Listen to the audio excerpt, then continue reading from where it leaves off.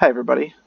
In this video we're going to take a look at how to beat the Act 1 boss, the slime boss, using the Defect. Currently I have a couple of relics that are in play here. The next two non-boss chests are relics. That's irrelevant for this. Meal ticket, irrelevant.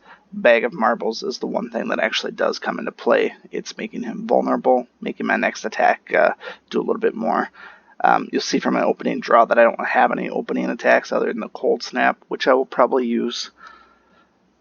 Important thing to note about this boss is that when he gets down to half of his health, he is going to split into two. You can see that with his split mechanic, so when it's at or below 50%, you want him to split into two. Key feature with that is that whatever he's planning on doing, if you can cut his health in half, he will cancel that in favor of splitting. So you can use that to your advantage if somebody's going to attack, especially when he splits and there's two of them. If one of them are going to attack, you can do enough damage to split them. That will help you mitigate some damage over the turn.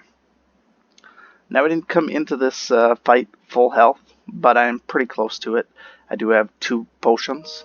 I have defense, and I have 10 damage to all.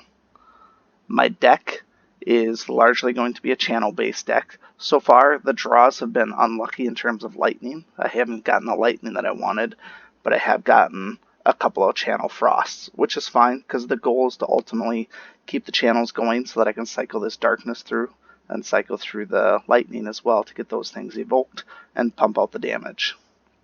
Upgrades I put on Defragment almost always as soon as I can because the focus boost is always handy. And then I doubled the energy. This one was a 1 cost at first, so you have to really pay attention when you play it when it costs 1 because you would spend the card first and then double with that afterwards. And so you had to play it immediately to get the maximum effect. Whereas this place here, you should play it right away anyways, but in some fights maybe you just don't have it right away. So making it 0 cost would be a little bit more convenient. And then I upgraded Zap to get that one for free as well. Alright, with that said, we're going to go ahead and get started here. Do I need to use this right away? No, not necessarily. I have so few costs in here to begin with that it really doesn't matter. I am going to take my armor to start with because I think a little bit extra armor through the course of this will be helpful. I don't anticipate losing to him. I have a pretty good health pool and a pretty decent deck that I feel confident beating this with enough health left that that's all you need is just literally 1 hit point. So I'm going to gain this just for peace of mind, a little bit of extra boost in defenses. Other than that, let's get our stuff going on him. There we go. Some easy damage. Roll things out. We have some passive blocking that's going to help us, plus the plated armor, at least for now. Now, some might say to play this later in the round, but I guess it's a horse apiece. Is either I was going to play it now or just kind of worry about not playing it. So this here is an irrelevant card. I don't need to heal at the end of the combat, so it's a matter of putting out damage. And then do I want to evoke? No, keep it on there. So I'll just keep the block up.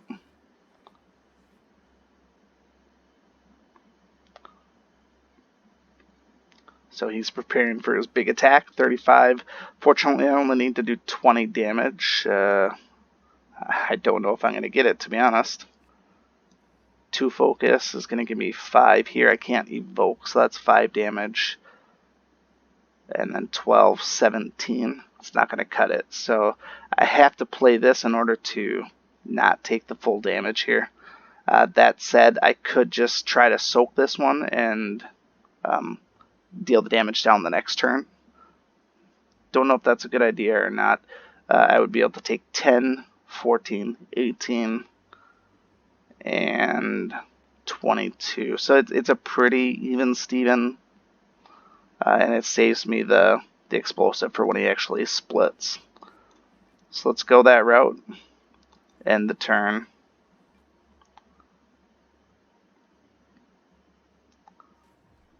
So hits pretty hard, but Now he starts his cycle over, so we should be good on that front. But I'm still getting a lot of defenses and not necessarily attacks. So I don't need to defend, so I'm not going to exhaust my one energy yet.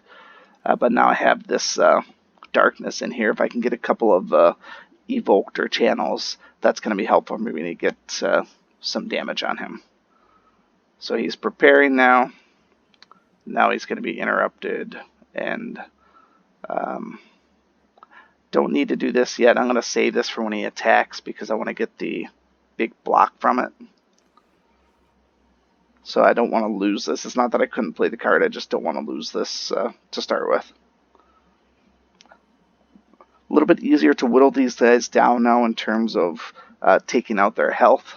Unless I have the ability to channel, which I do have the option to channel here. I'm looking ultimately to get enough damage on this guy here to do, I basically need 30 damage, and I honestly just don't think it's going to happen. So I'm going to take the 8 or the 7 block here. I will take the 5 block here as 12. Draw the card and see what we get. Yeah, just junk. Okay, so I got the block covered, and then we'll go through. I'm going to play it on, I'm going to attack this guy here because he's not attacking this turn. You always want to take that into consideration if you think you can do enough damage. I need to do 30 damage. This will be 10. If I can do 20 damage the next turn, then he'll split and it'll interrupt him. Whereas if I play on him, he's not attacking next turn. So you have to play that intelligently. Also, if I get one more channel, this 30 damage is going to be very helpful as well, which I do have another channel here. Might be able to almost kill him. So I'll need like that. Like that. And then this will...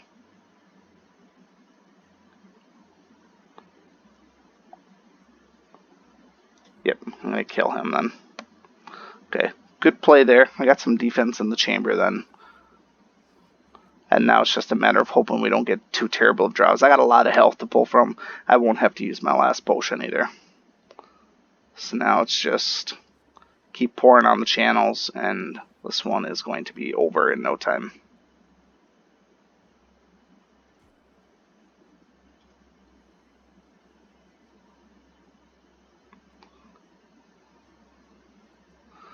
Dual cast doesn't really help here.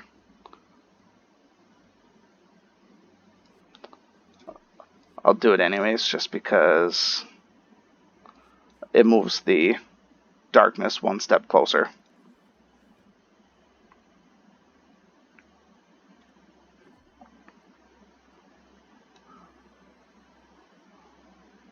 Alright. Throwaway turn there. So if we get a double channel now, well, we would have been able to bitty split, so we did have 2 channels though, so I mean we could have gotten it. In this case here, I'm going to channel to get the darkness out there, and then we'll channel once more. That will kill one of them, and then we're all set.